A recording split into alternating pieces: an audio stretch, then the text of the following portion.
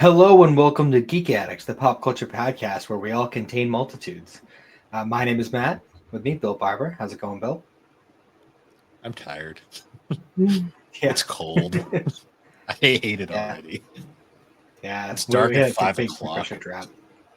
I hate Yeah, it. it's bullshit. But we also have a guest today. Fittingly on our Thanksgiving episode is my wife, Cyndi. How's it going, Cyndi? Good. Why is that fitting for Thanksgiving? Because we're family, dum-dum. Oh, well, very nice and thoughtful of you, I think. So, we just watched a movie. We sure did. We've been Yeah. doing that a lot lately. Yeah, especially the watch parties. I also find it kind of interesting. I mean, obviously, we usually do it in the GNC Discord, so that there are less people than the SuperPod one. But every single time we've done it, what are you doing? I was moving this so I don't have to bend over. Oh, I guess I could. Oh, yeah, you could just do Hurt that. I find it funny though that every time we've done it, we've never had anyone just kind of pop in while we're watching the movie. I've never announced it, so that's probably why. If I probably said something, people would probably be notable. I was actually thinking that the whole time. I was like, oh, I wonder if people can just jump in and like they better not fucking talk at this very moment if they do. Yeah. Jeez. So yeah, how's your week been, Bill? What have you been up to? Been working. First full week in a while because I've had a lot of like 4-day weeks just because of various vacations and stuff. Yeah. It's been okay, just busy. It got cold. It's November. I'm not ready for it. The The usual. clocks went back and shit. Yeah, that sucks because it's dark when I get up and it's pretty much dark by the time I get home. Yeah, I feel that. That's always like, see, I don't mind the cold seasons, like, but it's the just perpetual darkness when you work like a regular, like early 9 to 5. morning to like mid afternoon, Yeah, kind of job. yeah. No, it's rough. When I was working third shift at Richards, I didn't see the sun during this time of year just ever. It's like it was bad. Yeah. Sorry. So just due to work shenanigans, me getting shuffled around, apparently, I was able to do some more anime watching this week. Nice. I got none done this week. So no. I bet. Well, what did I get done? Yeah, I got like nothing done. I watched ongoing, so that was about it. It's about right. So what was it? Let me just pop over here real quick. What was it? So I watched a couple things. I watched Toilet Bound Hanako-kun.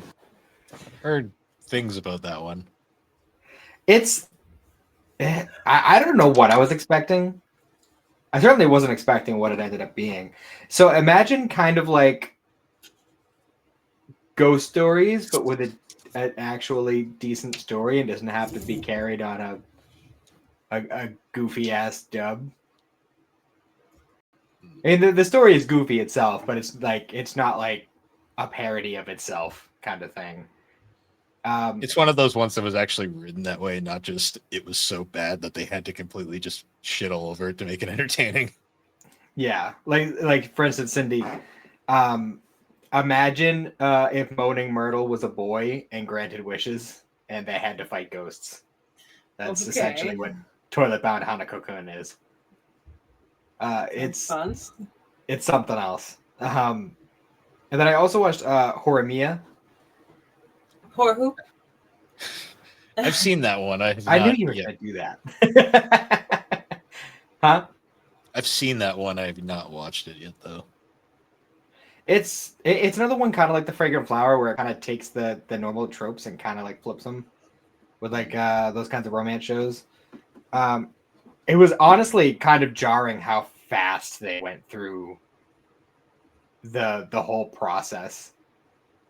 Because I mean, the first season pretty much tells like the main story, and then the second season is just kind of like the little vignettes that they skipped from the manga. They just kind of like throw them all in there and just make a season out of it.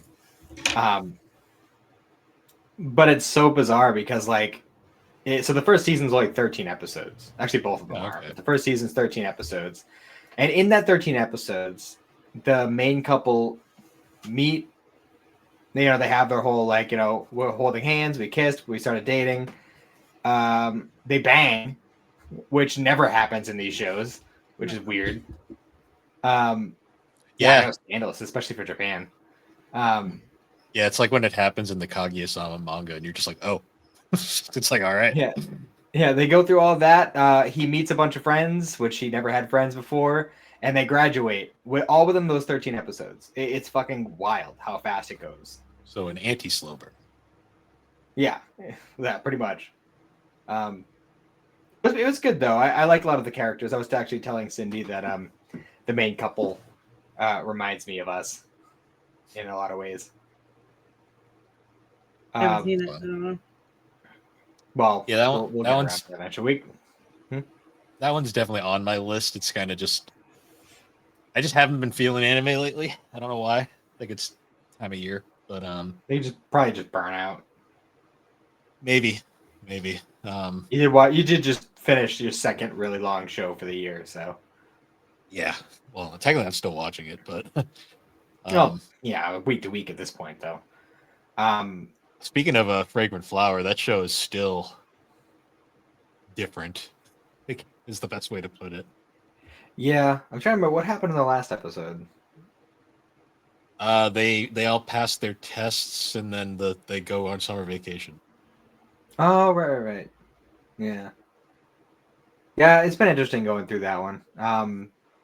I know I mentioned it before, but Cyndi has started watching Freerun. Freerun. That is a fun, It's so comfy. heartbreaking show. Yeah, comfy is a good word for it. It's a very, very kind of just lay back and See, Actually, it's a sleepy show. Huh? What? Can I say it? Yeah. My turn? Okay. I was gonna say I know we're not talking about it yet, but Freeman reminds me of the movie we just watched. Like the way how it's kind of a you tragedy in a think way. Yeah. Yeah, but it's also like, that is life. That is the deeper way of thinking about it. Like, I don't know. Like you could look at it tragically, or you could look at it with optimism.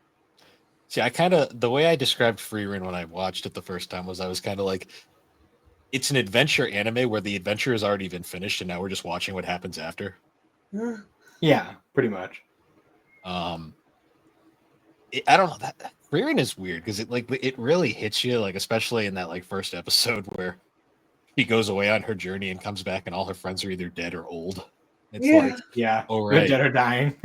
yeah, and it's like, oh right, that's life in this world, and it's just kind of the priest that spent his whole life drinking actually lived way longer than you expected him to.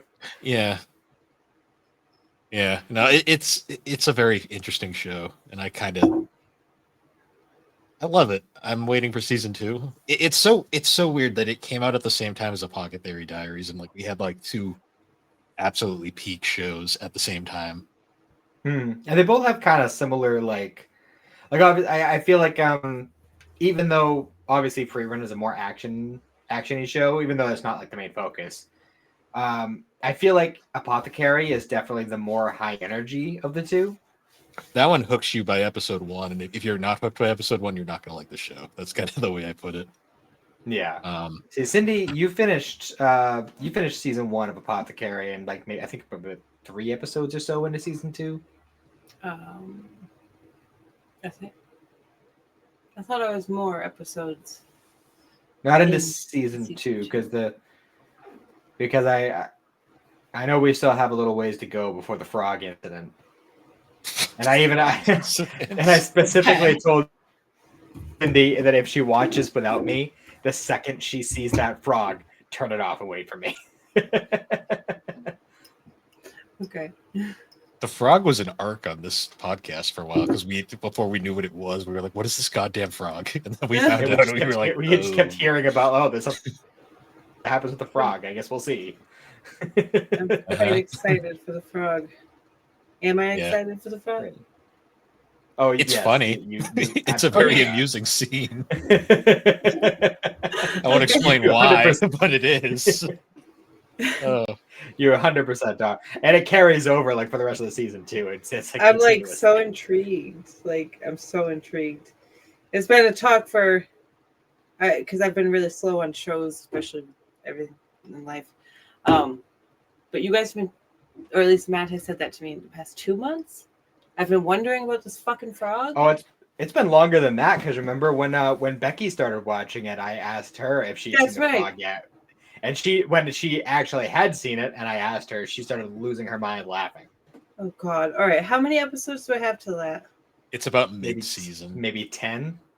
It's right at the end of the first half. Wait, how long are the season? I mean, the shows, the episodes. The episodes are 20 minutes. Yeah, I could binge that. That's like what? 5 hours? Apothecary goes quick. That's a very fast one. Speaking not even 5 hours for 10 episodes. That'd be like a little over 3 hours.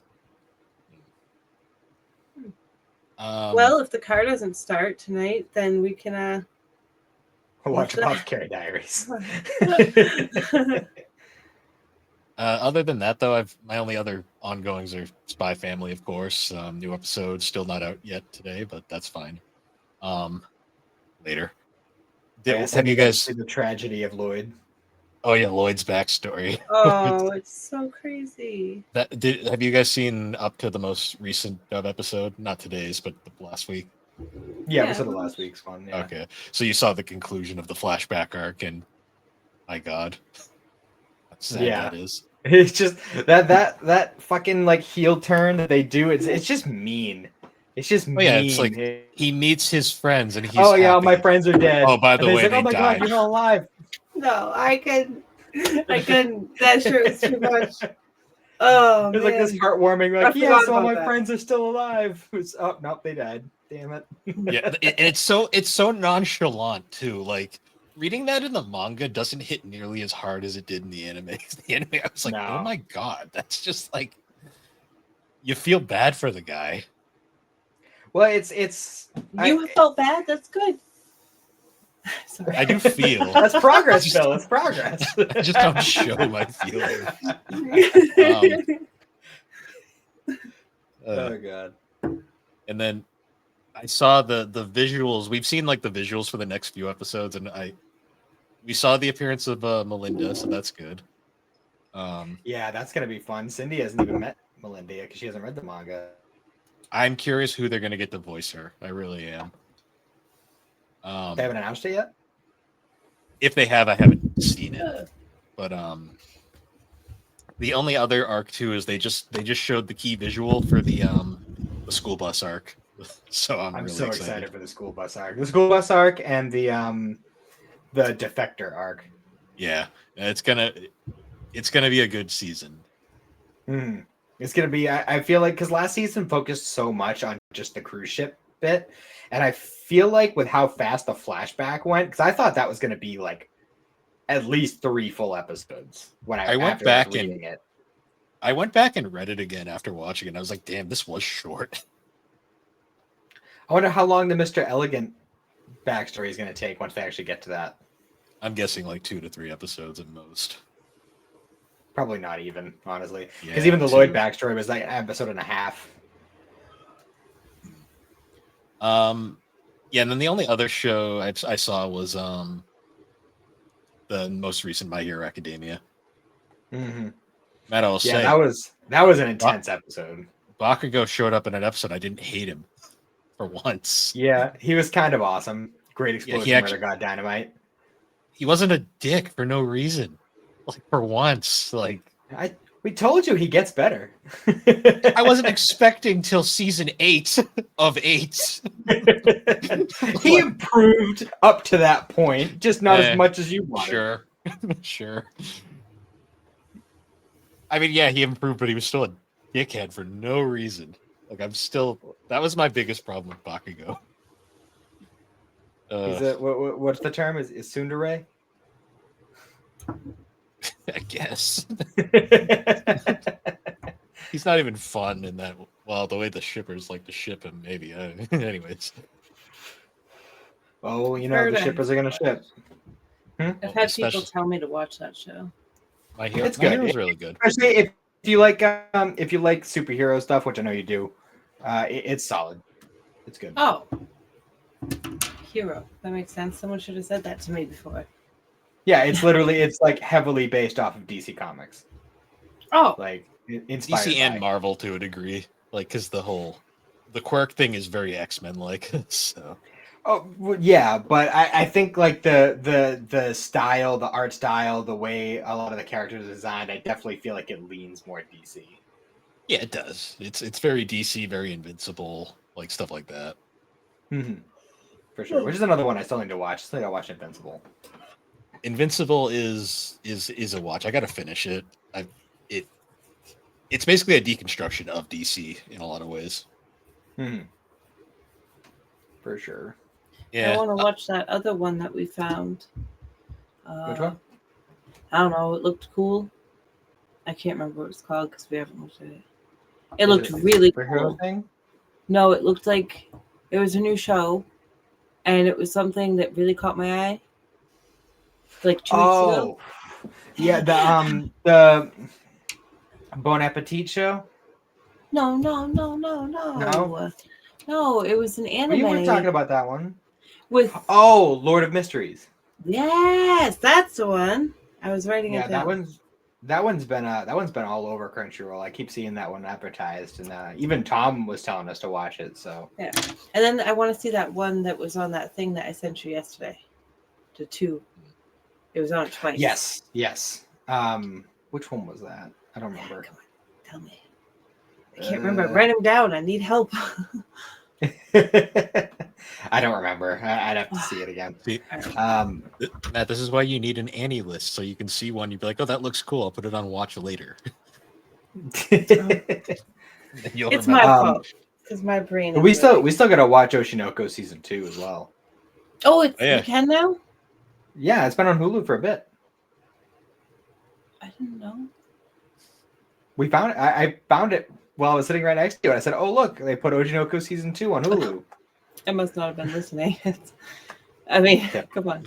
You finally get to hear the greatest ending theme in anime history. At least that's a bold statement, sir. Yeah. Oh, it's so good though. It's so good. Also, I mentioned it. I think last week. I think I know how to pronounce it now. Gachiakuda or Gachiakuda. Gachiakuda. Alex is. What about the dumpster diver? What about the dumpster diver? Is continuing to be fantastic. I absolutely love that show. It's edgelord as fuck, but I love it. Sounds fun. Alex described it to me as there's someone who slings shit, and I'm like, okay, good. To know. Yeah, that's a whole thing. It's a whole thing because the kid doesn't know what a plunger is, and he's just swinging around a plunger, fighting off some dude. But the dude he's fighting is like super clean freak, so he's like, "No, get away from me." It's on my list, like many things. It's great. They're still airing, I think, season 1. So, I think around like the dub will be releasing episode 16 today. So, it's going well. Nice. And Ian Sinclair just continues to be fucking all over the place. And he's one of the best fucking show I'm watching. It's sad that his best performance, I still think, is as the fucking narrator in Kaguya-sama. Oh yeah, that's fucking fantastic. Fantastic. He like makes that show. I mean, the show is great anyway, but like Ian Sinclair as the narrator in Kaguya is just fantastic. Yeah. Yeah, other than that, though, I haven't really done anything significant this week. Yeah. What's that face? Oh, I forgot you see me. I was just I was typing. I'm trying to find the name of that show that I can't think of, but my A wouldn't come out, and I was getting mad because the A for anime wouldn't come out. Never mind. Whatever. I had a face. It was it. This is what I look like. I did also start watching The Water Magician. That's another one I keep seeing thrown up there. I wasn't expecting it to be an isekai because it doesn't have an outrageous name, but it is an isekai. But it's like kind of more free-runny vibes than your usual isekai. And I'm liking it a lot more than a lot of the other ones I've seen. So I'm only like 3 or 4 episodes into that one, but it's going well. I'm enjoying it. That's good. It's literally like he gets isekai, like the like godlike being that does. It's like, hey, like we don't have like a job for you to do. I'm just just giving you the chance to be reborn. And he's like, okay, he's like, I'm just gonna drop you in this cabin in the woods. There's a barrier, so you don't have to worry about monsters and nothing. Just go live. He's like, all right, cool. That's kind of just how the show starts. That sounds fun. Yeah, isekais are so weird right now. Like they're either really good or really bad. Yeah. Well, you can usually tell which ones are really bad just by the name. Yeah, but then you get like the vending machine where it like started out great and then it got bad, really bad, really fast. Like, yeah. Then campfire cooking is just being.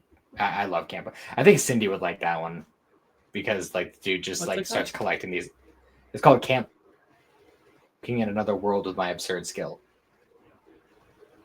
And it's literally this dude who gets isekai into another world, but the only ability he gains is the ability to shop online through magic. And basically he just starts making these delicious meals in the wild because he can just fucking summon anything he needs. And like his first outing into the world, like one of the most powerful like magical beasts just kind of appears and just like, hey, that smells good. Feed it to me. Feed it to me. Yeah. And then he's like, okay, I'm your familiar now. I'm gonna follow you everywhere, and you're gonna cook me delicious meals. That sounds amazing. That sounds like a good life. It's like this giant like silver. It kind of looks like Sashomaru's dog form. It's like this big ass fucking silver like wolf beast, and he like rides around on it and shit. It's great. I still think out of isekais, my favorite one, besides like slime, is probably Konosuba, just because Konosuba is literally like the anti-isekai. Yeah, that's fair. Like the entire gag is that it's basically an isekai that's self-aware that isekais are stupid. Fair. I think we still classify it as an isekai. See, I put forth the argument that it's not an isekai, but most people do, so I'm still gonna say my favorite is Sword Art Online, but I mean, it kind of is.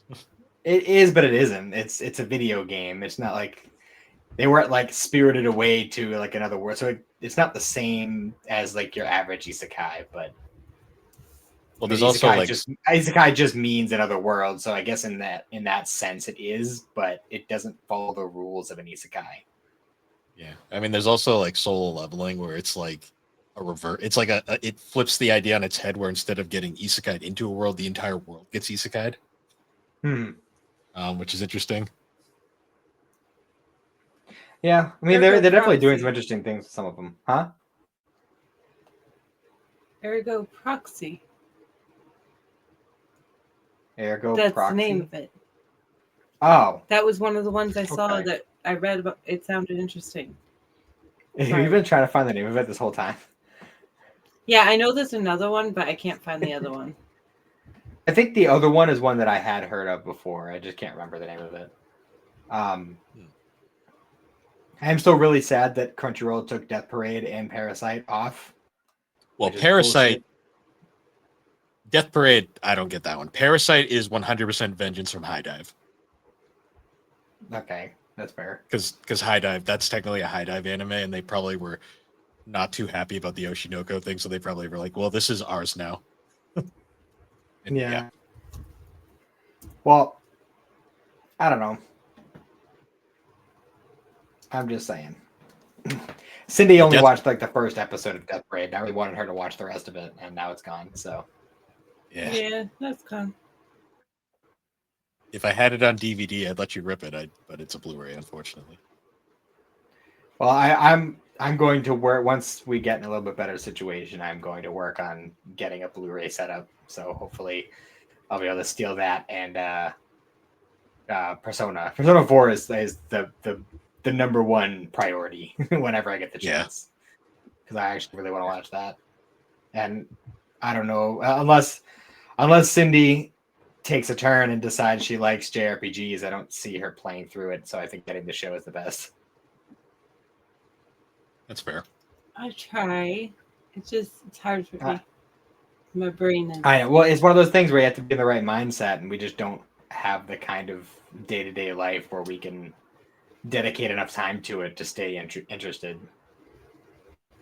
Then, to be fair, Persona is like almost 100 hours long, so.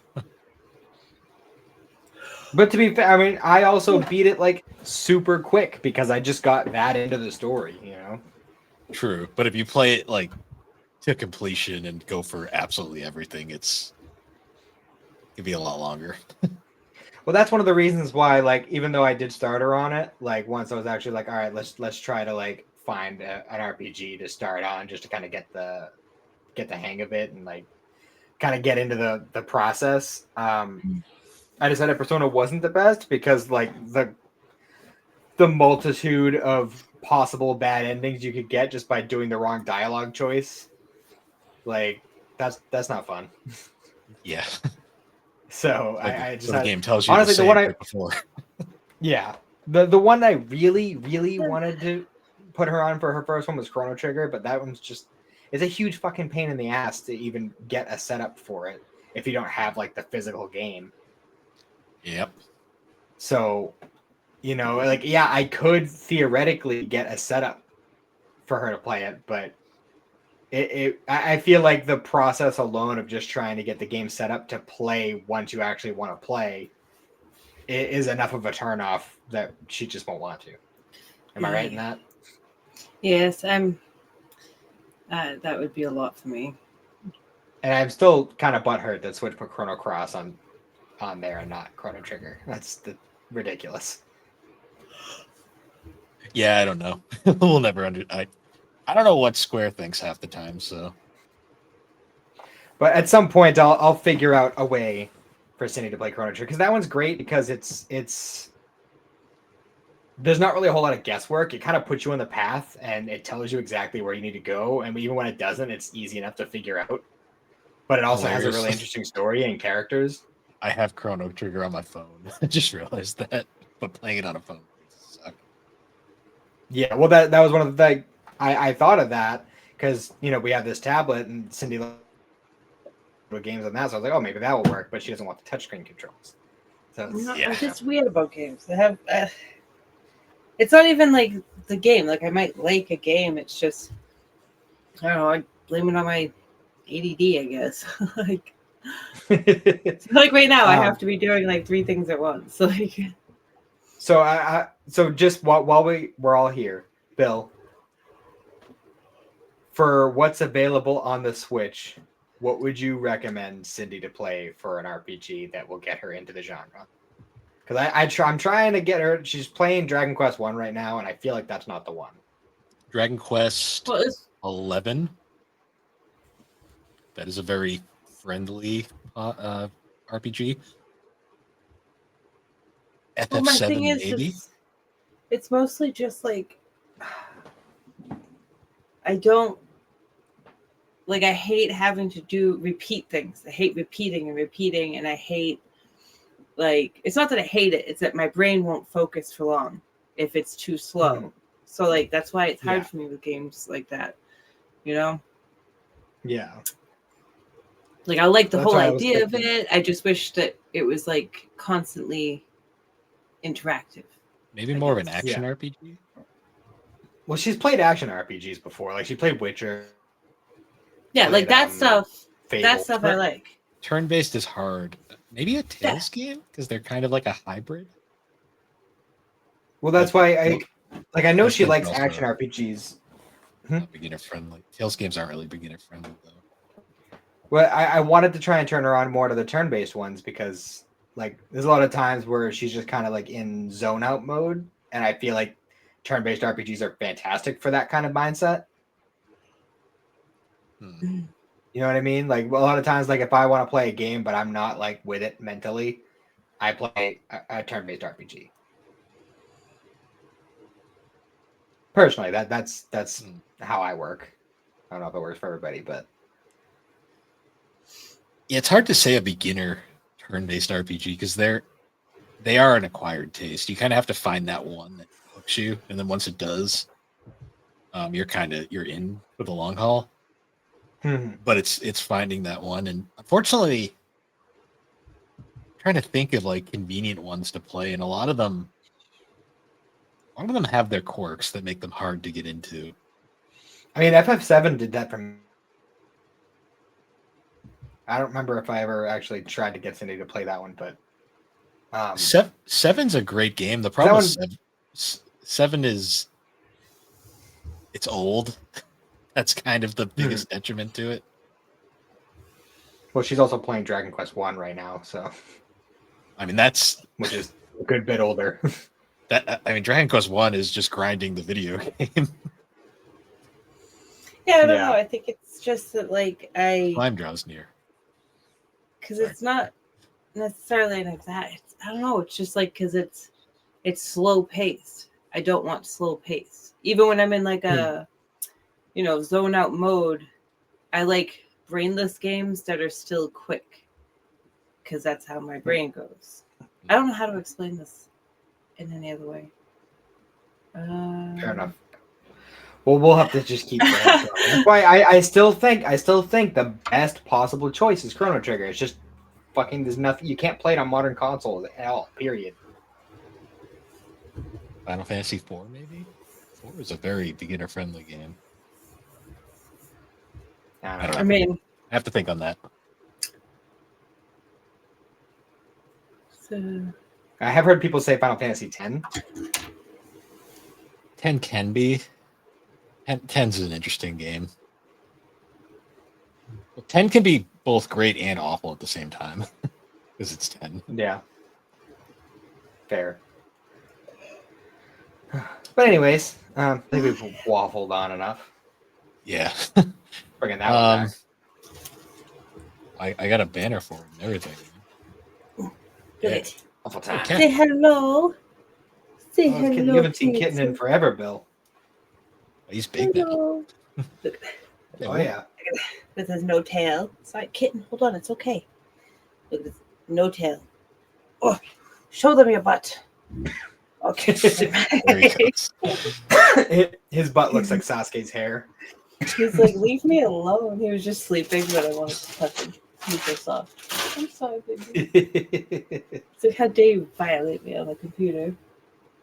Everybody loves your butt. I forgot this banner is useless now, but it's still kind of funny. Attack on what now? That was Bill's go-to whenever someone was like, "You need to watch Attack on Titan." He'd be like, "What? Oh, you What's it? What?" Yeah, that was me watching it. Forgot about that one. Yeah. That's but bad. Speaking of watching things, how about Chuck? Yeah. 39 great years. All right, so right before we even jump into this, I gotta say, right at the top, if you were listening to this and you have not watched The Life of Chuck yet, turn this off and go watch it, then come back. Because you do not want spoilers for this movie. Yeah, I agree. Oh.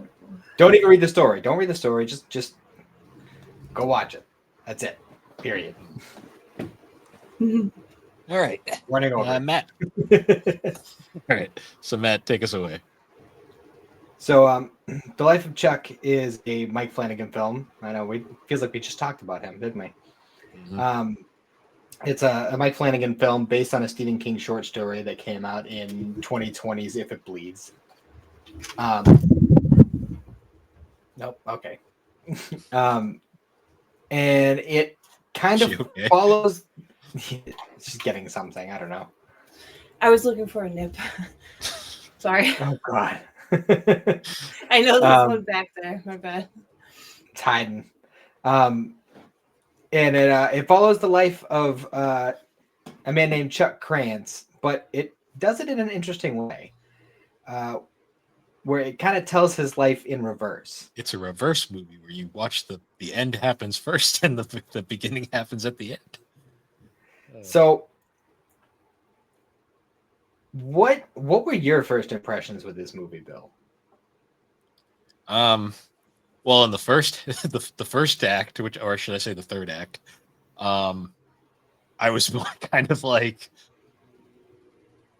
I was trying to figure out who Chuck was the whole time. I'm not gonna lie. Yeah, Yeah, that's fair. I was more just trying to figure out what was going on because I'm like, oh, it's one of those post-apocalyptic movies where the world's ending. I was confused. That was my first reaction. I'll say. Was there a point in that third act where you started to kind of put the pieces together, or was it like not until like they kind of just threw it at you? I got the idea that the world was ending. I still wasn't really quite sure what Chuck had to do with it at that point. Everything. I guess. Yeah, because I was just trying to figure out what was going on. It was kind of an interesting commentary on the world with like the second we lose. Like I can very much imagine that's what the world would become if we lost the internet. In a lot of ways, yeah. And because I will say there was the scene where he's the teacher guy. His what's his name? The character's name is Marty Anderson. Marty. Yeah, when Marty's sitting on his couch after the TV goes out, and he's like, "What do I do now?" I'm like, "You got a bookshelf of books back there, man. I mean, the power isn't out yet." Yeah, yet. It does get there eventually, though. Yeah, and he's a teacher too. Like, what? I think an English teacher. So it's like, what do you mean? What do you mean? What do you do? Well, I don't know if you picked up on it, but the movie he was watching, pretty much any time you saw him watching TV, was the musical that little Chuck was watching with his grandmother towards the end of the movie. I didn't notice that. You were saying, Cyndi? See, because I don't know. I think about it a little bit deeper, and like, yes, he's a teacher, and he's the one reassuring the parents, right? Like, okay, the internet's out, but we've done this before. We could still do this. In that moment, with everything adding up and adding out, he's just looking for an escape because that's what the TV was. And he couldn't, and knowing what we know about Chuck, it's the comfort he felt in that moment watching that movie. You know, it's like, have either of you come very close to dying? Like, not as close as you. Okay, so that maybe that's what it is, because there's like things about it that, like, when you're at that point of dying and accepting it, your fucking brain does weird shit. You see weird shit, you hear weird shit. Like, but it makes sense. It all connects to points in your life. So, like, I think that's why that scene with the TV and him, instead of being like, oh, I'll read a book, it's like, I need to get away from what's happening and I need comfort. And although it's not really Chuck, we know that that's like, it is Chuck. You know, exactly. It is, like, but it isn't. He just doesn't know it. So it's like he wanted to see that because it was calming him, comforting him. No, don't leave me. Oh. I did enjoy the scene with the neighbor. Matt the guy who was Shaggy, yes, from Scooby. I love him.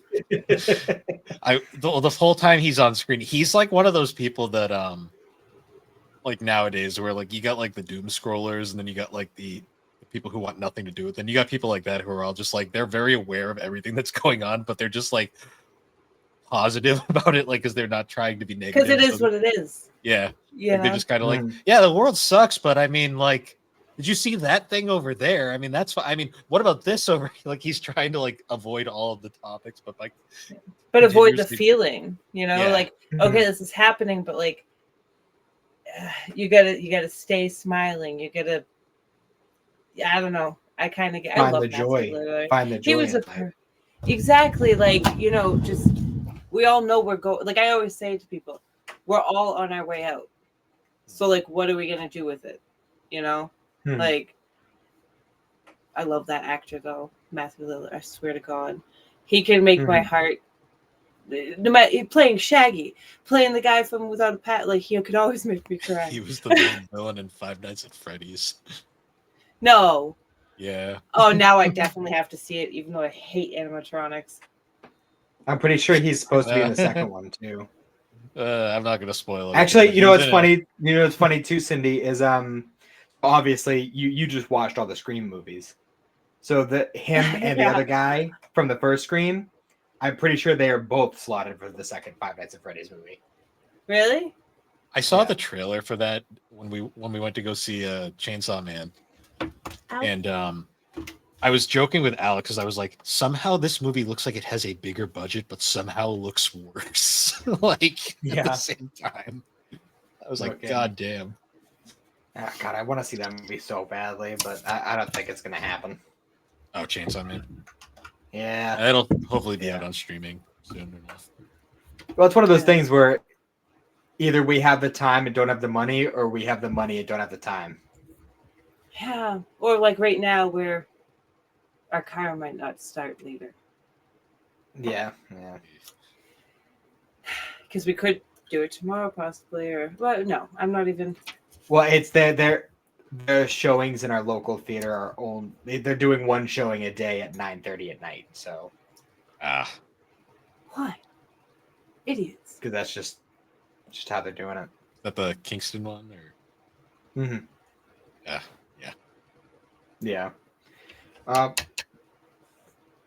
yeah, like the actor who played Marty Anderson, I do not know how the fuck to say his name, so I don't even want to attempt it. Yeah, that's a name. Yeah, it's a hard one. That's a name, all right. It sure is a name. He's a good actor, though. Oh man. Oh, yeah, if you go on his fucking Wikipedia page, it gives a how to spell it phonetically. Let me see. Oh really? Oh wait, let me see. I said. And I still don't want to make an attempt.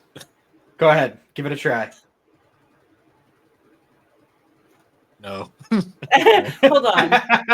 How do I? I refuse. How do I make this small again? Oh, there we go. Give me. I don't want to insult the man. I'm sure he gets it every day. So. Imagine him ordering a drink at a Starbucks and him trying to say his name off the cup. Like, oh, you mean imagine them trying to spell it. Like, even if he probably uses. Oh wait. My name is Mark with a C. Okay, Kark. What the fuck? It's my favorite name. Whoa. There's. What's his name on the movie? Marty Anderson.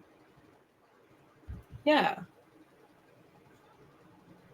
Okay. I can't find.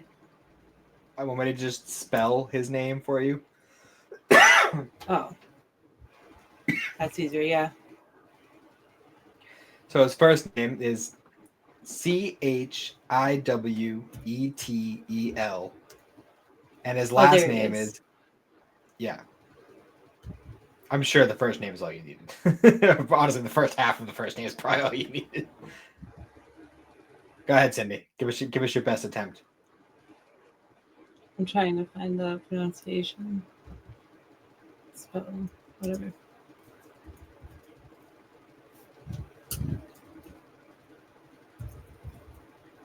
Well, you guys can talk while I try to find it. Okay. But yeah, like the whole scene with Matthew Lillard was like and that's like the one little scene he has in this movie too, which is there was a lot of big name actors who had like very small parts in this movie.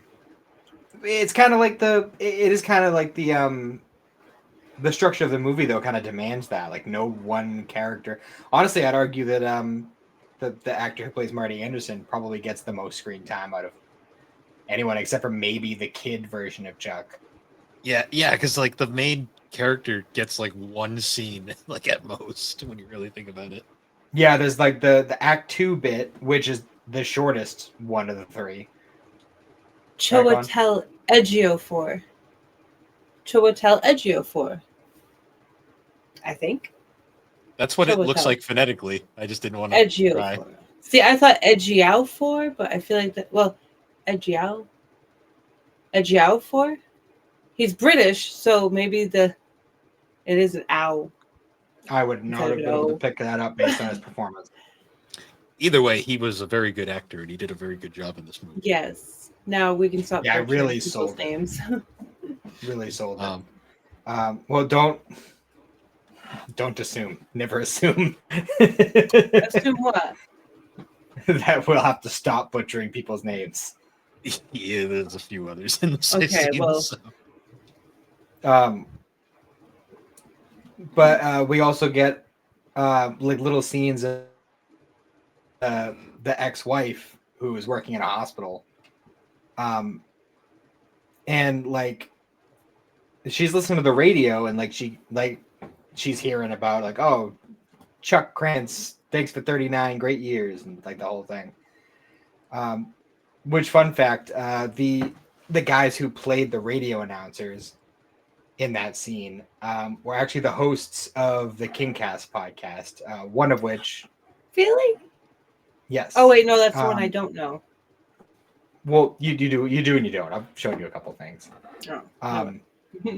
Oh, one of which actually tragically passed away last year, and this movie is dedicated to him. How old was he? And actually, they were also in the busking scene too in the background.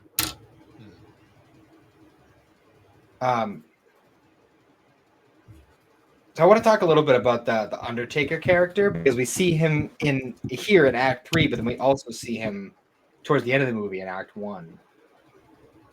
And well, first of all, just like a little connecting tissue here. Same actor who played Dick Halloran in Dr. Sleep. And he just fucking kills it in both the scenes that he's in, where he's just kind of like the old dude who's just like, yep, I've seen it all. Like it's all coming to an end. Let's just walk down the road and just talk about life, you know?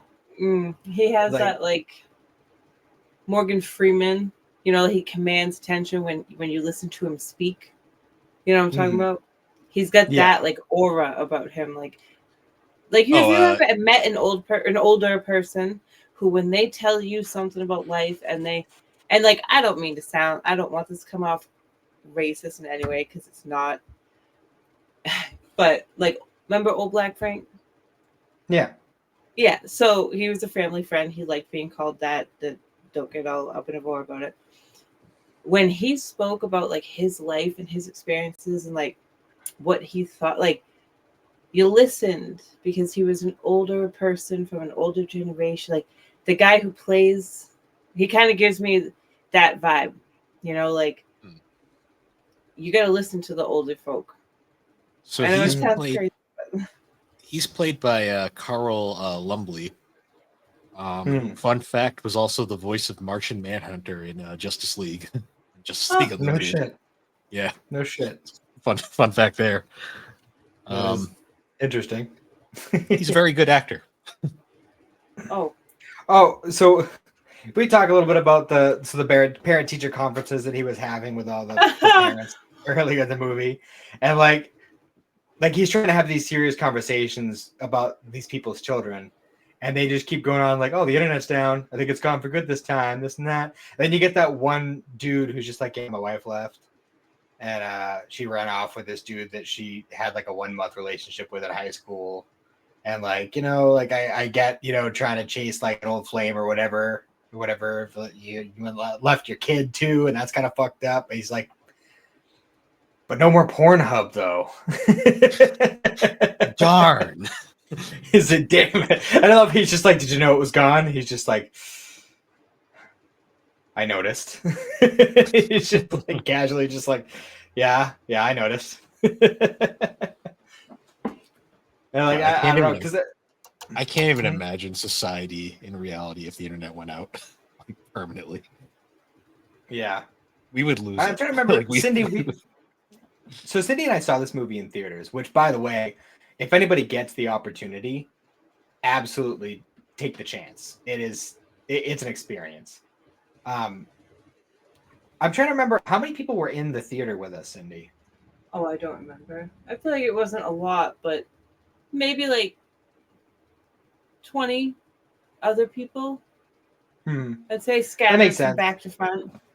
That makes sense because I think, funny enough, this movie kind of went the way of, say, Shawshank Redemption, where it was a box office flop, but it is quickly becoming a cult classic. yeah.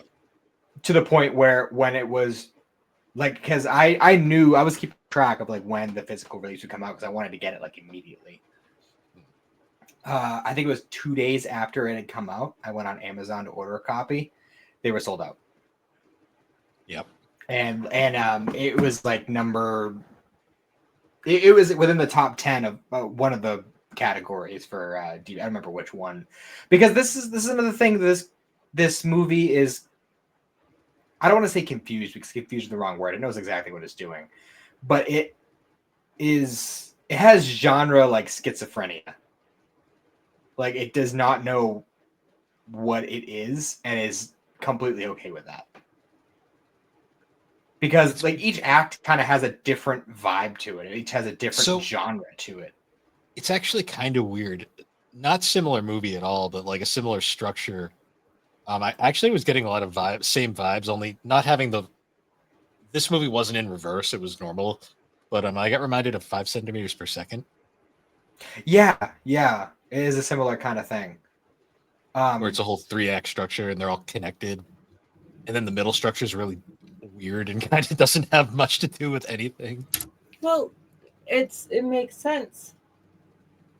Well, I see with. I don't know the other one you're talking about, but that's life. I think that's why there's no real genre to it, because in life you don't start, go to the middle, and then get to the end with the same theme, with the same feeling. Like it's all like there is no genre to life. And that's like what Life of Chuck. I don't know about the other movie you're talking about, but Life of 5 Chuck centimeters is like that. per second was so it was, fun fact, the same director who did Your Name and Suzume. It's an interesting movie. It's about a young high school couple, where one of them moves away and their lives go in different ways. But like the first half is about them when they're together. The middle section is basically this kind of It's kind of like unrelated them trying to section. do a long distance thing. Yeah. And it mostly focuses on the guy and what he's doing. And then the final section shows where they are now. And it ends on this massive downer. Like it is a bizarre movie. Yeah, so that sounds like what they did with Life of Chuck, but the opposite. Yeah, it's not in reverse. It's chronological. The middle section in that one though, like at least in like this movie, the middle section, even though it's like completely the most lighthearted and all the main plot is in like the third and first, not the second in Life of Chuck, from what I noticed. It's kind of a similar case to that, where like the middle section just is kind of like fluff for like the two plot heavy. Well, I feel like at least with Life of Chuck, I feel like that's because it's supposed to, like, okay, so the first part or third act, yeah, that is, I wish that is confusing, but the third act is like the terrifying, like, realization of this is the end, and like, what do we do? Do we accept it? Do we deny it? Like the whole conversation in the third act. Mm-hmm. The middle one is supposed to be like the prime of your life, accepting that like life is life, and you can be happy, you can just live, because in that moment when he decides to dance, he's just living, and that's like supposed to be the middle of your life. And then they do the first act, which is like the beginning of your life where you're still figuring it all out, and it's not always happy, it's not always sad. Like I feel like that's what the middle scene's supposed to be. Is Oh yeah, no, it's supposed to be wholesome. Yeah, I'm making the comparison to 5 centimeters per second. This movie does it way better than 5 centimeters per second did, in my opinion. Because I think me and Alex's opinions on 5 centimeters per second when we watched it was the middle section was pointless, and then the beginning and the end were just such stark differences that it ended up being kind of a bummer of a film. It was one of those movies where like the hype doesn't live up to the actual end product. Well, he is definitely one of those writer-directors who definitely improved over time. Well, yeah, that was the thing. Like 5 centimeters per second, like the whole thing with that is like most people agree it's like now that he's made actual like some of the best films ever made, depending on who you ask. Going back to one of his earlier ones, you're kind of like, yeah, he was still learning. Also, so there was a lot of bits. I don't know if you caught a lot of this, Cyndi, but I was catching a lot watching it the second time. With that first/third act, where there was a lot of little hints thrown in about like the connections to the stuff that happens later in the movie. Like it was something. I saw that in the first time. I saw a lot of that. Remember, I told you, I saw a lot of that shit the first time we watched it, and this time it just like solidified that I saw what I saw, which I loved. Something as simple as like when Marty is on the phone with his ex-wife, she's using like this fucking dinosaur of a home phone. Like the thing is like in her head. And this is clearly smartphone era. When you see him in traffic before the big sinkhole, you see a lot of the older cars in the background. Like Mike Flanagan, bro. Okay. I've said since we started watching Mike Flanagan shit, always look in the background. Because there are connections. There are things that are going to tell you what's about to happen and stuff. And I did that the first time too. So the phone, the old cars, the clothing, the types of like it all Mike Flanagan. I want to talk to that man. Like his brain is it's like where mine is, but not as smart. I'm not as smart.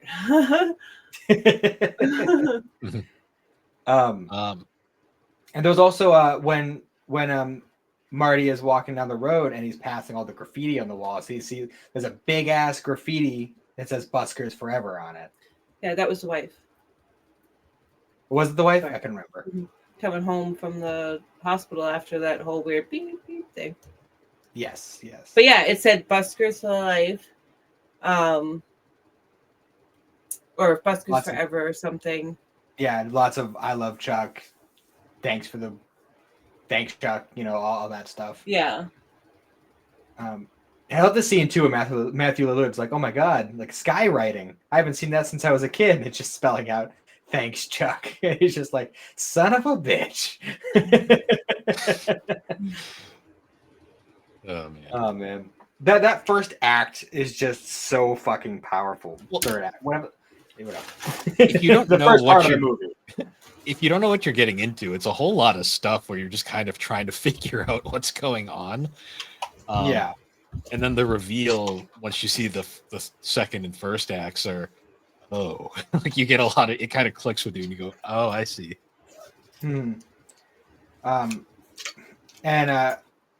so Cyndi and I both times we watched it shed tears. Especially towards the end part of when the two meet back up and like all the images of Chuck are showing in all the windows of the houses and like they're having that moment. They start seeing all the stars go out. Like, God, it's such a powerful moment. There's so many like philosophically quotable bits in this movie. Well, I think that the first time we watched it in theaters, I cried because it's like I have thought of life like that. Me with thinking like the theories and stuff. Like, what if we were just somebody's thought or somebody's whatever? Like, I've thought that kind of stuff. So the first time I watched it was like, oh my God, kind of fear of like, what if that really is it? And then this time I cried because it was like, when you have that moment of acceptance, it'd be beautiful to not be alone, to be looking into the eyes of someone who knows you and loves you. Like, not to get all weird, but that's like, that's really like, it's intense.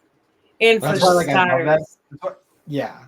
That's why I love that Stars for me. shit, but I also fucking terrifies. Like the time, I remember when we were coming home from Maine and we saw that car.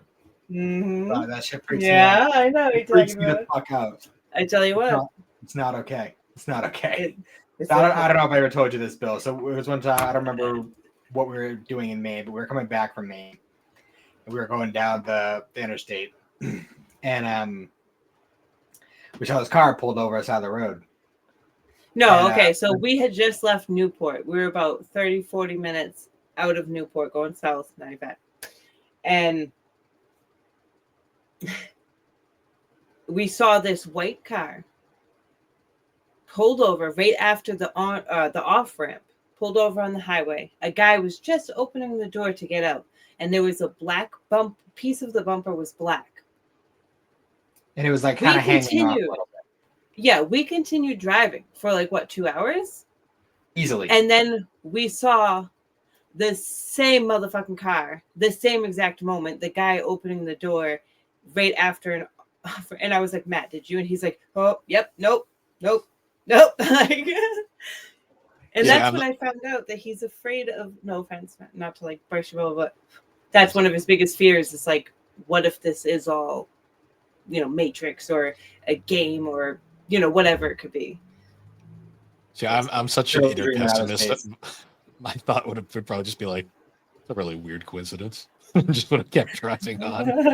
I would have been so mad. No, see, I can never do that with you. Bill, I would have pulled over and beat your ass. I would have been so mad. Like, you saw. That was a glitch in the Matrix. That's what that was. We literally I'm just saying, if this is the Matrix we got, that's bullshit, but whatever. The record skipped. That's what happened. Yeah, exactly. The record skipped. It's just fucking nope. There was a scratch in the DVD, and it yeah. Somebody put a fingerprint on the VHS tape. It just hiccuped a little bit there. All right, let's move on from that. Look at him, he's rubbing his chin. Okay. I was gonna say it's an interesting concept. It's not just an end of the world concept. It was an end of everything. Yes. Yeah. Exactly. That like literally metaphorically, like you see our star background. This is basically Yep. That's everything just turns off. Gone. Mm-hmm. Yep. Like yeah. It's a yeah. That first / third act is insane. The first time you watch it, and it's so emotional throughout the whole thing.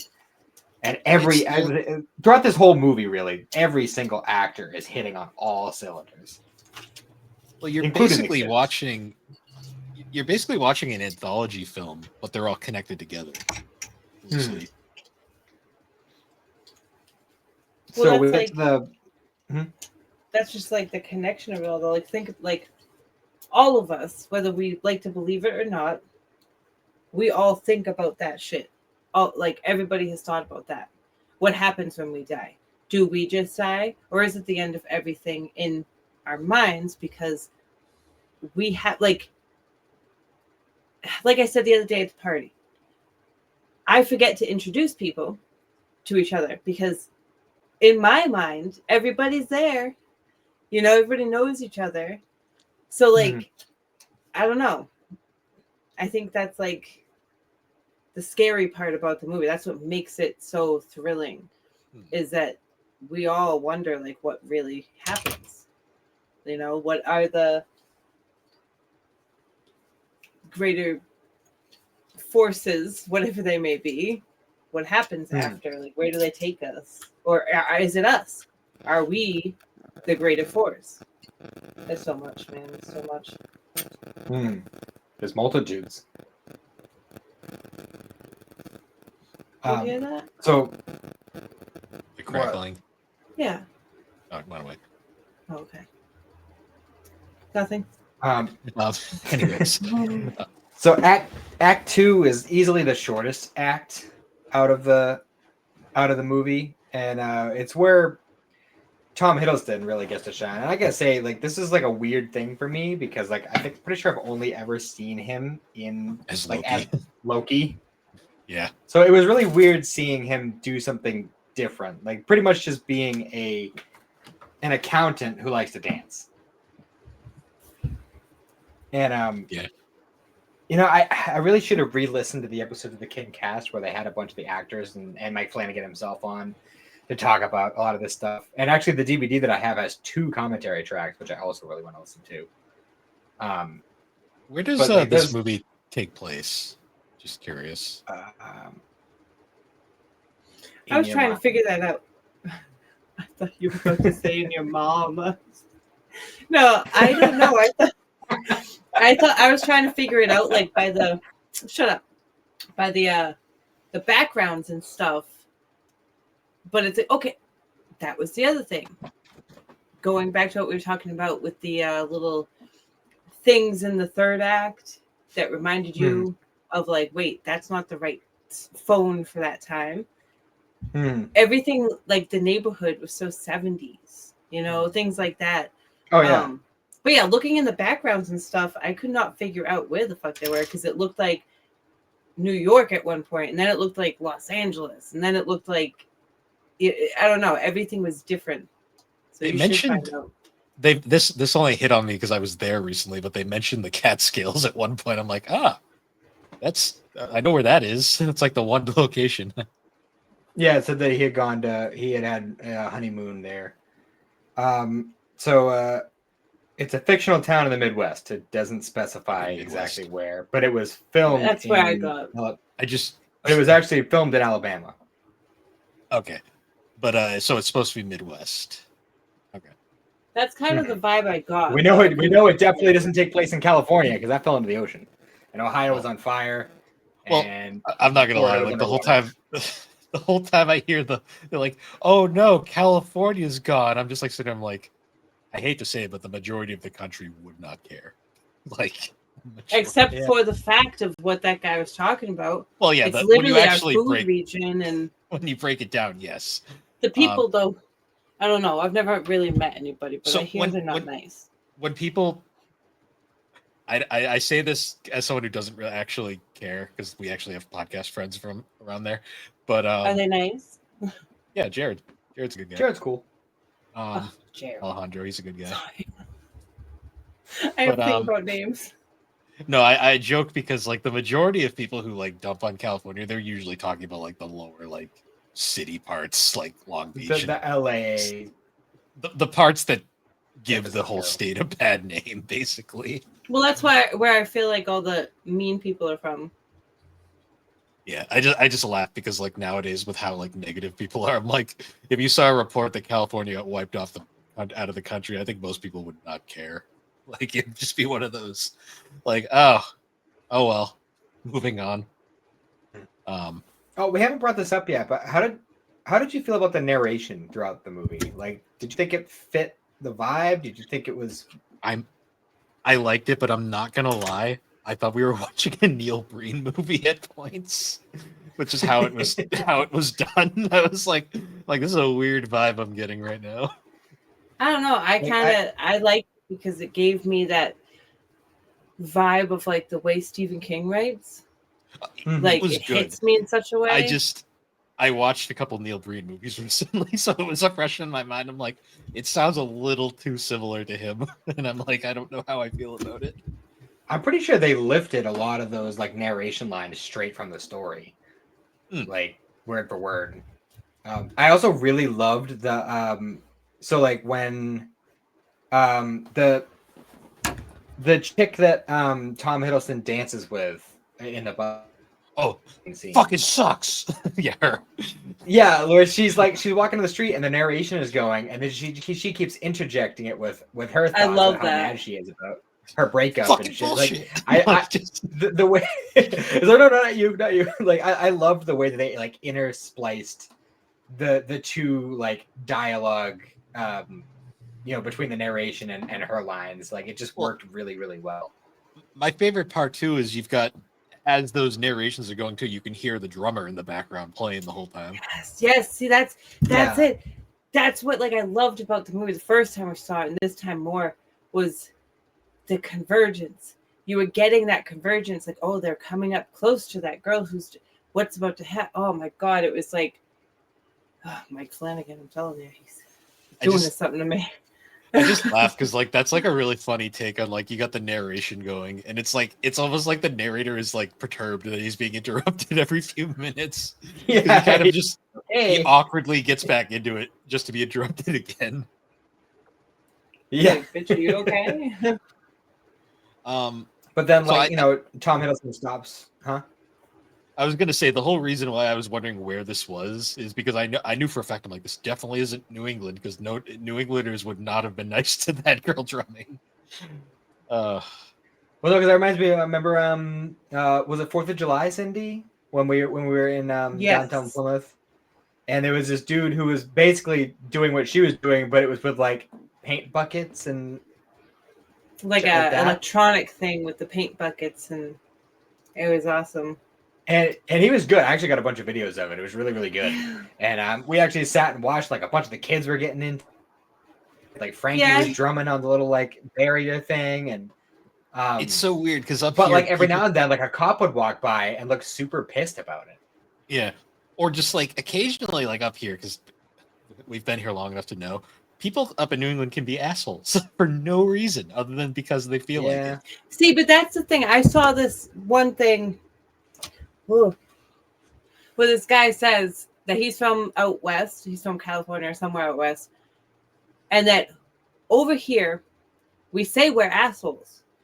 We're not nice, but we are truly kind in our heart. Like, we'll say, fuck you, you ain't got no daddy. Why can't you change your own tire? While we're changing their tire to make sure they're not stranded.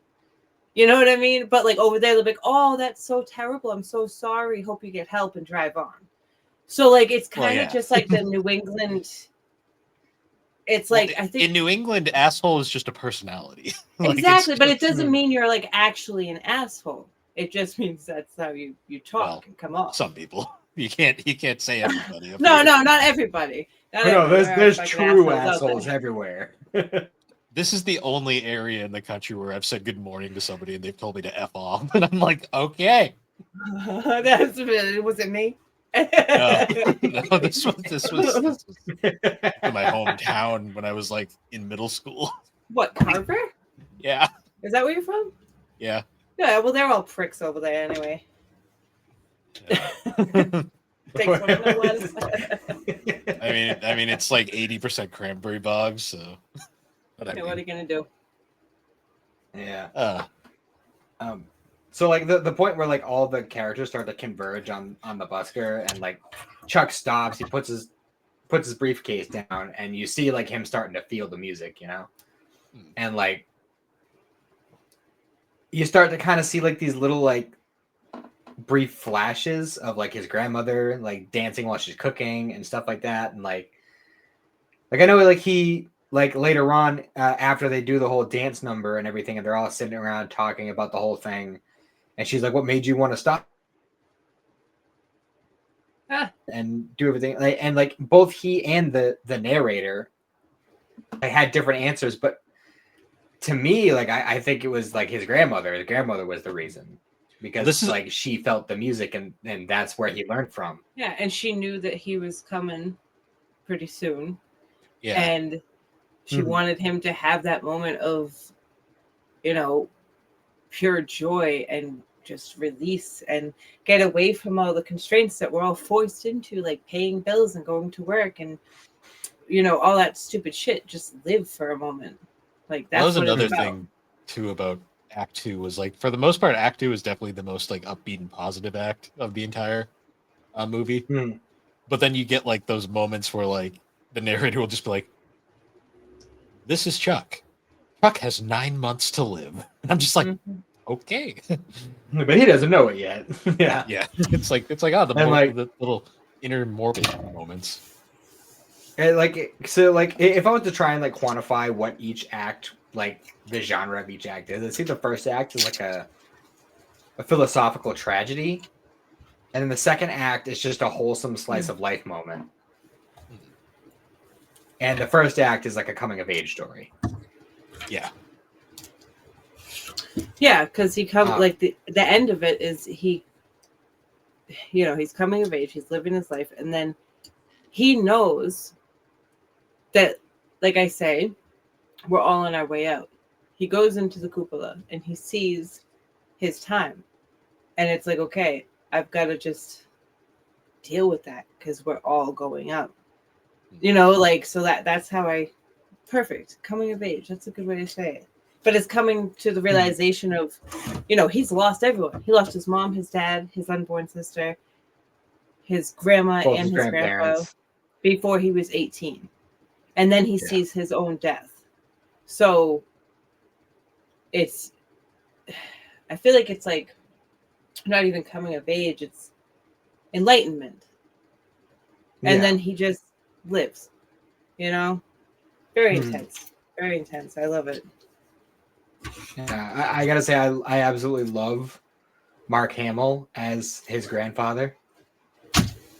Him do that voice he was doing though was giving me such weird vibes. I don't even think he was doing it. I think that's just what he sounds like now, though. Like, It's just his I old know, man but the whole voice. time I'm waiting for him to be like, "Well, Batman," like the whole time I was like waiting for him to go full on Joker. Speaking of actors, so there is something I do not know. The boy who plays him, plays Chuck as a which boy. one? Which one? The younger Which one. one? Which one? The The first. youngest one? Yes, the first one. Cody, No. Oh, the one where he starts dancing in the kitchen with his grandmother. That's the The middle aged or middle. the one the that's 10-year-old. Yeah, prominent. not the one from when his parents died. The one that's like it focuses on, Yeah, you know, the one him we see watching for the most movies part. and dancing with his grandma. Okay. I don't know what the fuck it is. I don't recognize him. Maybe I've seen him in other stuff, but there's something about that actor. Now, mind you, he does not look like my son. He doesn't look like anybody, I don't think, in my life. But that actor, like when I look at him, it's like the mom in me. Just like I feel for him. I love him. I don't want him to be hurt. Like, that I don't know what it is. I don't know why. No idea. So when you see him in those moments of like thinking and sadness, whatever, it really hits me for some reason. Like, and I know I get like that about the kids in general because I don't know. I guess I'm a mom. That's what I do. But like that actor, I don't know why he hits my heartstrings. I don't know who was in Jack, I believe his name is. I don't know who was in charge of casting, but we had 4 different actors as Chuck throughout his years. And I fully believe that the youngest one grew to be the 10-year-old one, and the 10-year-old grew to be the 17-year-old one, and the 17-year-old grew to be Tom Hiddleston. Like they looked like the natural progression of that person's life. So the youngest one is Cody Flanagan. I don't know if that's a relation or just I believe it's his son. No, that's cute. Which also, a fun fact, Bill, Cyndi knows this because I say this every time we watch a Mike Flanagan thing. The teacher who explained the whole multitudes thing to him. That's Mike Flanagan's wife. Yeah, she's in everything he does. It's the Tim Burton method. Yeah, pretty much that's how he is. A lot of his stuff, a lot of the same actors you'll see. Mm-hmm. Yeah, in fact, Matthew Lillard is going to be in his upcoming Carrie TV series. And there was a number of Flanagan regulars in this movie. The gym teacher who is doing the dance class, she's a regular. Yes, I knew I recognized. What was it? The other nurse who was working with the ex-wife character, the male nurse, he has been in a bunch of stuff. Mike Flanagan's done. Actually, he's in The Haunting of Bly Manor, which I've been watching recently. Yeah, he has like a big list of people that he loves to pull from. And at this point, actually, Hamill has been in at least 2 things that he's done. Yeah. Actually, funny enough, I think this marks Mark Hamill's second Flanagan appearance and second Stephen King movie, because he also is in The Long Walk, which just came out this year as well. Oh, that one looks so crazy. It's really funny with Mark Hamill now that like I don't recognize him by appearance anymore, but I hear his voice. I'm like, oh yeah, there he is. There he is. There's the Joker. The Joker. I love that. Like I don't know about you, Fire Lord Ozai slash. I think it's funny that like I see Mark Hamill and I think his voice roles more often than I think Luke Skywalker. I mean, he's got so many voice roles that are very iconic at this point. Yeah. I mean, between just Fire Lord Ozai and the Joker alone, but there's so many other things that he's done. Yeah. It's very, very notable when you hear him. Yeah, for sure. But yeah, when we get into that first act and they really start kind of going into like his parents dying and his unborn sister dying, and then he has to move in with his grandparents, and like I don't know what it is, just Mark Hamill being like you would expect that kind of character or that kind of person even in real life going through the kind of tragedies that he went through. And it even blatantly says in the movie he turned to drink. Like that was his numbers and drink. That was like his two comforts. And he was every scene we see him in, he's got a glass of whiskey in his hand. But he's never like an asshole. No. Like even that one scene where Chuck attempts to go up into the cupola and he has that moment of like, no, get away from there and everything else. Like throws him down the fucking stairs. Like, holy shit. He has that moment where he's like, oh fuck, I'm scaring the shit out of you. Like, and he breaks down and is like super upset about it. Like, yeah, God, he just fucking he sells that scene. It's like one of the most like hard like drop like lines in this is when like he's asking the attendant at the store like about the lady who died, and she's like, it's a little creepy kid. He's like, that was my grandmother. Just like, yeah. Ooh. Oh, sorry. And then she's like, oh yeah, she knocked all the bread off the aisles. Oh, I probably shouldn't have told you that. See, at first I thought she was gonna be like annoyed about it and be like one of those like, I had to clean it all up. Like I was like, oh good, she's not that evil. I thought so too, actually. I thought she was gonna go that way. I was waiting for that. I'm like, I thought it was gonna be like an annoying teenager moment. I was like, oh good. Yeah. It's not that bad. Yeah. I also fully expect when he had that dance number with the 8th grade girl at the school dance, I fully expected her date there, who was like eyeing him, to actually go and beat him up. But no, he did what all of us do: is we get dramatic and punch something by accident. By accident. Like, Yep, no, yeah, you're right. I see. I thought we were talking about the angry person. I was like, I always did it on purpose. So. when you're like acting out a scene in the shower and you actually punch the wall and you're like, fuck. Oh, I do that a lot too, actually. Not in the shower, just like everywhere I go. Actually, we were just talking about how I have cuts and bumps on my hands. I have no clue what they're from. Yeah, that was like one of the most human moments in the entire movie. I was just like, oh yeah, that's like a good gash too. It's once again Mike Flanagan fucking up hands. That's what he does. Yeah. Oh, you just reminded me. Yeah, he does hands. Is it Gerald's He does hands. No, there was Jap, but there was another one with hands. Oh, well, there was another declubbing scene in Dr. Sleep. Yeah, don't like that. That freaks me out. I don't remember. Did Oculus have one? Yeah. Well, we had a whole conversation about declubbing when we covered Dr. Sleep a couple weeks ago. Yeah, it really freaks me out.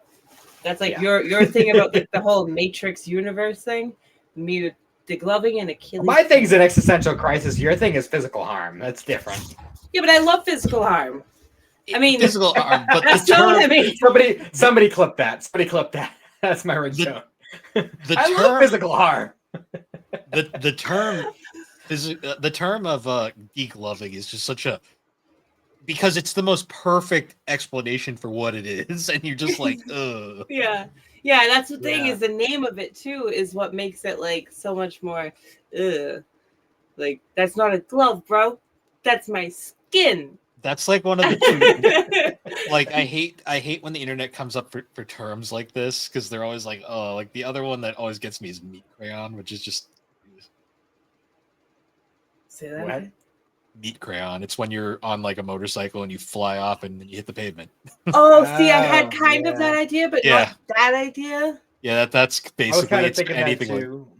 it's anything like that. I discovered Well, that I've on seen Reddit other once, and things. I was like, Yeah. great. I've seen other similar things like that, like movies where like somebody's like head gets pressed against a train or something that's going by, or actually there was a scene like that in Bacano too, I believe. And what was another one? Feel like that happened in like a Final Destination movie at one point. Yeah, stuff like that. Actually, there was a similar thing in The Cube that we just watched, Oh yeah. where the dude's head comes off and it just kind of paints the wall as the cube moves. Yeah. See, Final Destination, that is a series of movies that are really entertaining, but they make you like question your everyday life. Like I'll never, if I'm on the highway behind a fucking wood truck, I will get out of the fucking way. I'm like, nope. That movie, okay, that movie is one of the reasons why I am so safe. People call me paranoid. Okay, I do come across as paranoid. I understand that, but it's because of movies like that and life experience where you never fucking know. The weirdest shit can happen, and you got to be ready for anything. So think of it as a life-saving movie. It gives you skills and knowledge to be prepared for giant glass or fucking fish to fall up in your mouth while you're at the dentist. Oh, that's no.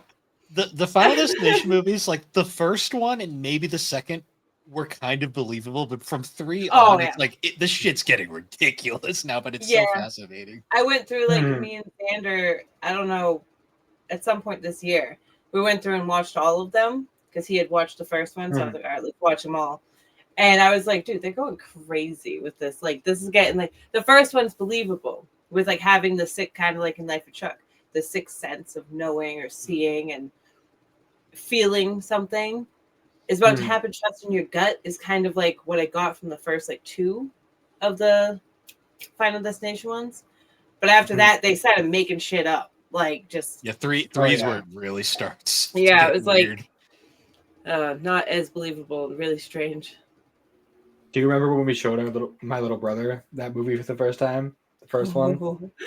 He got so fucking freaked out. I always think of the scene in the third one where the guy's like working out, like going to town up the workout machine. Oh, and yeah. You see the 2 swords in the back and you keep thinking, oh, okay, I know what's going to happen here. And then the swords fall and they cut the lines and he's like, see, nothing's wrong. And he does one last one that crushes his head. And I'm just like, oh. Yeah. Mm-hmm. I love that shit. Yep. I do. That's how I walk around. That is how I walk around life though. I'm always looking at like the things that could kill me, and that's how I've stayed alive most of the time, mostly. Yeah. Mostly. The times I almost died were like not really from anything weird like that. So different. No. Yeah. So anyway, Chuck Grants to stay alive longer. And like I love that little like flash of scenes of like Chuck and his grandmother bonding over like dancing and stuff. And like they go in through the whole gauntlet of like musicals from Blockbuster and like they keep putting them in. And they get to that one where like they're like all excited, like, yeah, musical. And it's just like, oh shit, so it's covering his eyes because I'm assuming there was some sort of like sex scene or something in that movie. They're watching Dirty Dance. Like a stripper. Something like that. But no, just like the whole, I don't know, just something about those kinds of movies that just fucking they hit me. Like there was numerous points throughout this movie, like, and not just like that first section of the movie, like that's easily the most like hyper emotional part of the movie. But like there were numerous points throughout where it was just like just life moments that like would hit me in a certain way, and I'd like I only like actually dropped tears like at that one part that I mentioned earlier, but like I was feeling it You know, like you kind of get like that little bit of like tightness down like where your neck meets your chest. Mhm. Like it's real. It's real. Yeah. You can. That's empathy. You can empathize with that. Like that's what that feeling. That's what that feeling is, man. Like that. I'm always. Yeah, that's what you were having, because it was like that movie's meant to make you connect with what you know and what you feel. Everybody, Bill, even though he doesn't have feelings, I'm sure, I had a have couple feelings, I moments. just don't feel. You probably had a couple moments of the same thing where like it hits you It like, carries oh, an I've onion. had this, or I want this, or that's what, you know, like that's the whole point. That's why I hated the movie, because it hurt so much. It hurt so good. Like that's what you're Bill carries an explaining, onion right? with him. Like it hurt so Yeah. good. Yeah. Yep. Bill carries Bill an onion with doesn't him get just in case he has to cry. it. Just in case the situation calls for tears. I know. You gotta get that tear Yes. solution stuff. Or an onion. Or an onion. Just keep it in your front pocket. It's fine. Ogres have layers. Yeah, yes. I don't know, why do I keep going back to Shrek lately? That was a thing on GNC as well recently too. I don't know. The movie's over 20 years old at this point. I just died a little inside. Yeah. Yeah. Actually, I just sent Cyndi a couple of videos like a week or two ago, or it was like this dude reacting to songs that came out 25 years ago. And I don't know if she watched it, but I think I'm I've not- seen. I'm not gonna lie. The scene when they're all dancing, like starting to like learn how to dance, and My Sharona started playing. A part of me really wanted it to be My Bologna.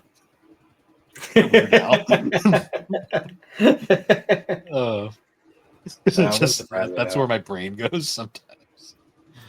Oh, yeah, it's a good one. And it was so interesting too, like once like there was so many echoes from Act 3 throughout the rest of it.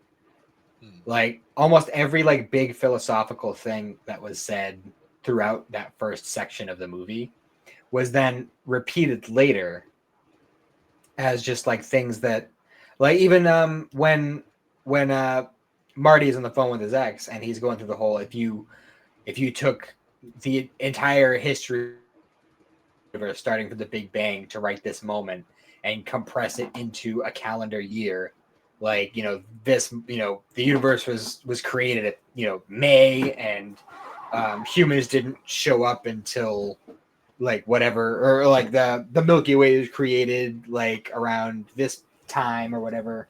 Like that was all like a TV program he just happened to be watching with his grandfather when he like finally got like an explanation about the cupola. Like just like little things like that.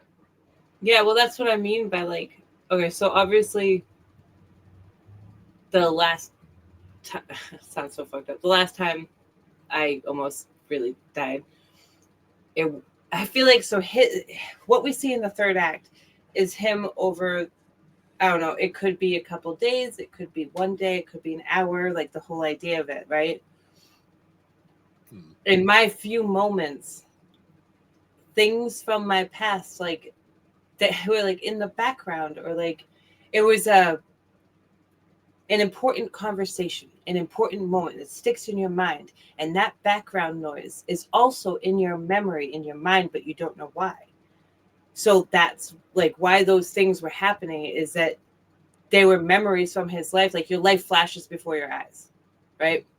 So I had weird shit like that, not as intense, obviously, not like a literal like lifetime like thing, but that I had forgotten that I remembered. Like, and he was doing that. Like he probably forgot about that thing. He didn't know that he knew that, but in his mind, in the way that his mind was playing out acceptance of his death, right? Like that was an important thing because of the conversation he was having with his grandfather, but it's like he's watching someone else's life because he hasn't accepted at that point that he's dying. That's why he has, this is how I see it. that's why he's playing it out like another person in his mind. Somebody he didn't even really know either. Exactly. Like that's the crazy. Like it wasn't even his teacher; it was just the teacher in the next room over from the teacher he actually had. Like, yeah, and that was like the main character of that whole big first part. Like it's wild. Yeah. Well, they say that when you dream too. Think about it, like when you dream, people may not have faces because you can't create faces, and the faces you do see, even if you don't recognize them, you have seen them before. Even if it was walking past a shop and you just saw some person in the window, like our minds hold so much. Like that's where that whole thing, we are multitudes. Our mind holds everything we hear, we see, we feel, we smell. And it's just, we can only comprehend, like, or we can only use what is important at that moment. Right? So, like, song lyrics from 20 years ago, I used to know, boom, boom, all of them. Now I can't remember because I'm too busy thinking about what's for dinner and how do I cook. Like, cooking will never go away from me because I have to continue to use it. But all of that other info is still there. Like, that's how our brains are.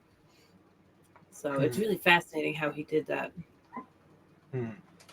Oh, by the way, I know I keep saying he, and I'm thinking of Chuck. Like, Chuck made this movie. That's how I'm like viewing it.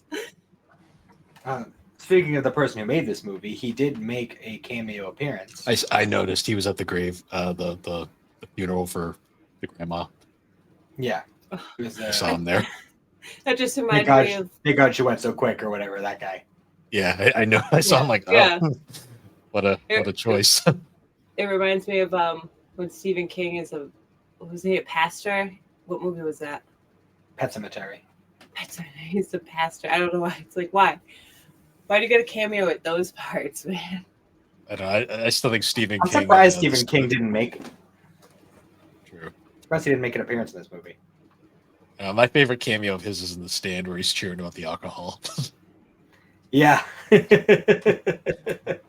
Which is even funnier when you know. Yeah, because like, he was sober at that point. He was sober at that point. My mind just overlaid an image of a beer over that Pepsi. Cyndi we're talking about like alcohol and like getting sober, and like my mind was just like, oh, she's drinking a beer. I would be drinking my nip, but it's under the bed. Why is it? How? I don't know. There is no under our bed. Well, no, it's under the mattress, I think. What? You're hiding this from me? No, it must have, like, when the bed was over there. The princess and the nip? No, when the bed was over there and I moved it and I had flipped the mattress. Flip it and twist it type thing. You just created the porn parody for Princess and the Frog. Yeah, but it was there and I couldn't move it because that mattress is so heavy and I was doing it by myself. So I left it there and I just remembered it's there and I didn't put it there. It's there somewhere. Okay. All right. I do not hide nips in the bed. Only other places. So anyways, Chuck. Yeah.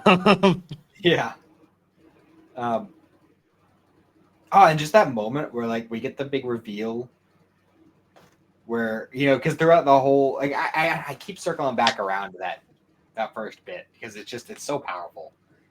But like that big reveal when like, throughout that whole bit where we're getting like the whole, like, thanks Chuck, 39 great years or whatever. And then you see his wife and kid at his bedside as he's dying. And then she says the thing and it just fucking kills you. It does. So did Roller Skater Girl make it home before the universe ended? We need to know this. Well, she wasn't really how there. far she went. I know. Imagine you're just about to get home. She was in the busking scene. She was there in the background. It's like. I love that he's like, it's okay. Don't worry. Like he encounters her on the street. He's like, don't worry. It's okay. I'm here to see my ex-wife. Why does it say Thrack behind you? Behind me? Oh, Bill. that's my co-host. Why is it? Is it on your wall? Yeah, that's a 3DO poster. Oh, okay. All I saw was Thrack. I was like, okay. But yeah, that movie really messes me up. Like, if we had all the time in the world, and if I had maybe 2 wines and a nip, I would get into it but I won't now because it's so anything that has to like that type of you're stuff. not drunk and aggressive enough for this episode. No, it's not that. It's because for some reason certain things connect with me and my life, and like, that's just the way my mind works. I'm very emotional, very poetic, very empathic. Like I can connect to it all, and it hits me so hard. Like the second time around, it really, wow. But I won't talk about it because, well, I'm not talking about my life. Like, I'll be honest with you, motherfuckers. But like, I'm not gonna talk about my feelings. I'm like Bill. I have feelings, but I don't feel. At least when it comes to that. I can't make jokes about. That's the thing. It's like comparing what I feel about how I interpret the movie and how it reminds me of my life and my thoughts and everything. It is like I can't joke like how I normally joke to deal with like, haha, this horrible thing happened in my life, but it was funny. Like I can't do that with this because it's like an internal thing. It's like going to therapy. This movie like makes you feel like you've gone to therapy and you have to think and process, which is a good thing, but very intense, and I highly recommend it. Although hopefully whoever's watching this has already watched it. Yeah, I'd hope at this point. Yeah, because it's definitely a movie you want to go in. Like I read the story before we went to go see it in theaters, so I knew what it was getting at as we were going along. But like, it's kind of like how we were saying earlier with like seeing like say Lloyd's backstory in the show as opposed to reading it.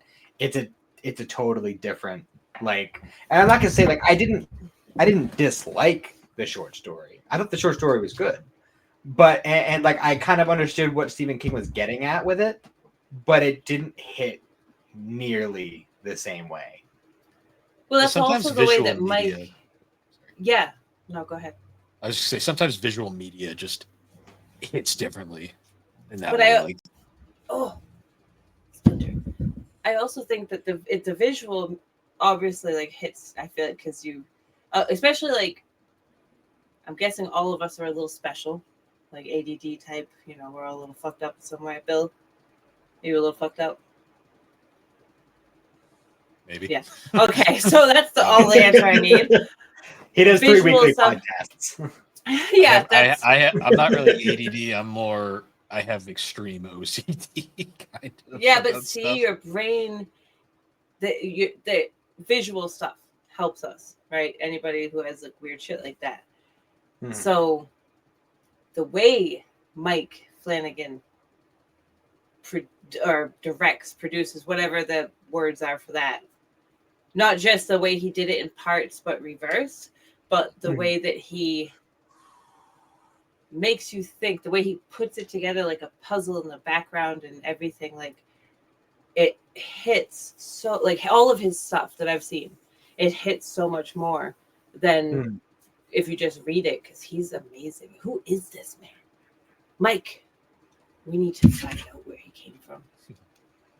He came from Salem, Massachusetts, actually. Shut the fuck up. No, he didn't. No, I didn't. No.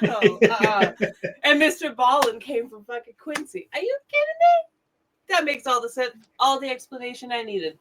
See, we're all a little fucked up around here. That's all it is. Yeah. Yeah. It's the New England. Stephen King's from New England. Actually, Stephen King spent the first portion of his life in Connecticut and then moved to Maine, and he's been there ever since. And then that's it. We're all New Englanders are depressed. We see things from that point of view. Like, not all of us. I feel like, well, you seem a little depressed, but that's okay. No, yeah. He just smirked at me. I'm just saying, it's a New England thing. We're dark, mysterious creatures. That's why we're better than everybody else. I live in America's truck stop, so that's what Connecticut is basically. It's better than my sister-in-law. You could be America's truck stop. What? Let's not go there. I'm just saying. I'm not going to comment live in it. But oh god. Yeah, so I guess you do a weird spot of Connecticut. Connecticut's just weird. It's just weird. Yeah, actually, I feel like it's not really. It doesn't count as like. Well, you go to Connecticut. The northern part where I'm at, that's basically just Massachusetts. You go over to the eastern part, it's basically just Rhode Island, and you go over to the southern western part, it's just New York. Like it's that basically must be scary. Well, it depends on what part of New York we're talking about. What about the north? What about the northwestern part? That's like Western Mass. That doesn't exist. There's unicorns and fairies over there. It's probably just New York as well. It's just you go to that's it. You go to any like place that sells like you go to like say Cracker Barrel and they have like the sporting goods stuff. It's like half Patriots and then half Giants and sometimes Jets. It's stuff like that. That's so weird. That's just how it is in Connecticut. You do have that nice little coffee place. That was yummy. They do have coffee. Yeah, I do like that place. There are a lot of nice things in Connecticut. Next time you guys come down and it's not like with the middle of winter, we can actually see some of them. Wasn't Gilmore Girls in Connecticut? You guys wouldn't know. I'm pretty sure it was Connecticut. Nope. Wouldn't know. Okay. And they have good coffee. But I'm gonna shut up now. Now that I'm embarrassed about.